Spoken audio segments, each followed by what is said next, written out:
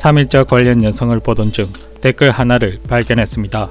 대한민국의 상식과 국민 정서에 전면으로 부딪히는 발언이 최근 1, 2년 새에 돌아다니고 있습니다. 그리고 구체적인 댓글을 하나 더 발견했습니다. 3.1운동이 자발적인 운동 참여가 아닌 생명과 자산을 인질로 협박을 통해 강제로 동원되었다는 주장. 거기다 이것이 마치 진실인 양 이를 인정하고 객관적으로 바라보라는 둥 훈계하는 뉘앙스마저 느껴집니다.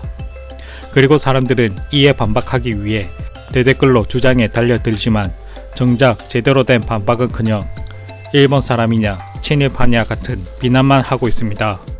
그러는 가운데 강제동원 주장 측 유저가 3.1운동 데이터베이스를 보고 오라며 대한민국 정부 자료에 협박한 게 다 나와 있다며 증거를 내밉니다. 그러자 반박 측 한 유저가 구글 사이트에서 본 것으로 아무 말이나 내뱉지 말라며 감정적 호소를 합니다. 정말 3.1운동은 협박으로 억지로 사람을 동원한 강제 만세 운동이었던 것일까요? 그리고 그 당시 조선 사람들은 독립에 대한 의지와 열망이 없었을까요?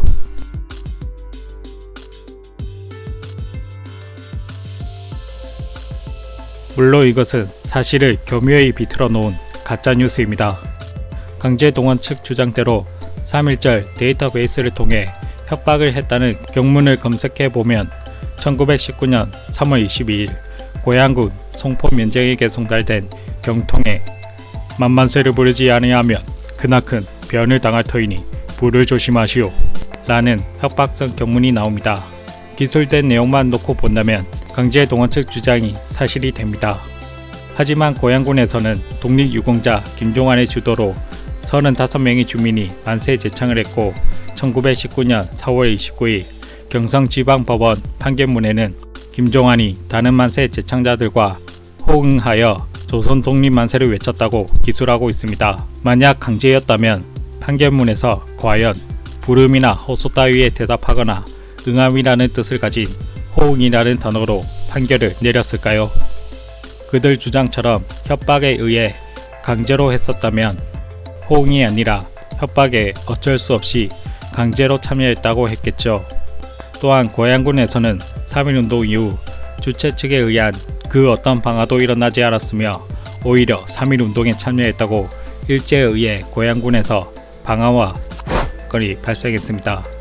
1919년 3월 29일 배세희 목사에 의해 기록된 세브란스 병원 한국인 부상자들의 증언을 보면 고양군 덕산에 이돌사라는 사람이 300여 명의 주민과 독립만세를 부르며 태극기를 흔들자 15명의 헌병들이 군중을 향해 사격을 개시했고 그로 인해 1명이 사망하고 12명이 부상을 입었다고 증언했습니다.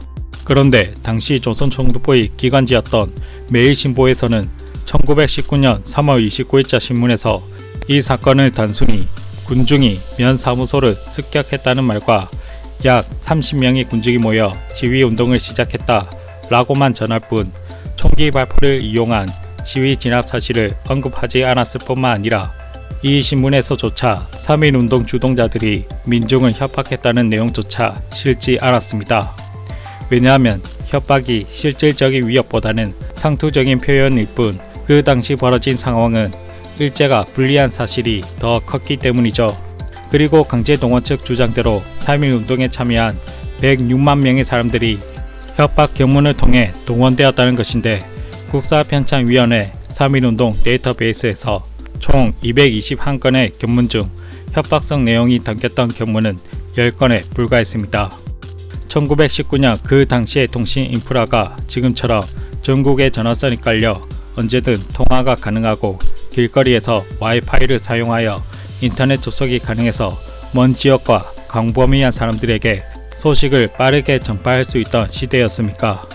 겨우 10건의 경문으로 106만 명을 동원할 수 있었다면 그 당시 한반도는 당대 과학력을 뛰어넘은 세계 최강 최첨단 과학통신 인프라 강국이었다는 소리입니다. 그렇다면 전문가들은 이 경문을 어떻게 바라볼까요? 상투와 같은 그런 문구들입니다. 진짜 위협으로 느꼈을 거라고 보기는 힘이 듭니다.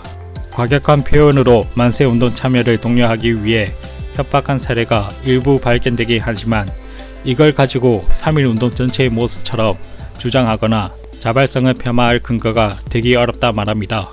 또한 강제동원 측이 내미는 반드시 암살하거나 불질러 패가망신하도록 하겠다 라고 하는 문구 역시 일반 조선인들을 향한 협박이 아닌 3.1 운동을 방해하기 위해 만세운동 주동자 및 참가자를 찾아 밀고 하던 친일단체인 자성회를 향한 협박성 경고였습니다.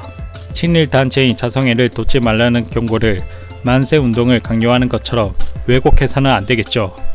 하지만 강제동원 측은 이러한 사실들은 모르는 척하는 건지 진짜 모르는 건지 언급도 안하면서 자신들은 마치 진실을 아는 깨어있는 사람인 것 마냥 전혀 진실을 알지도 모르면서 헛소리만 내뱉고 있습니다.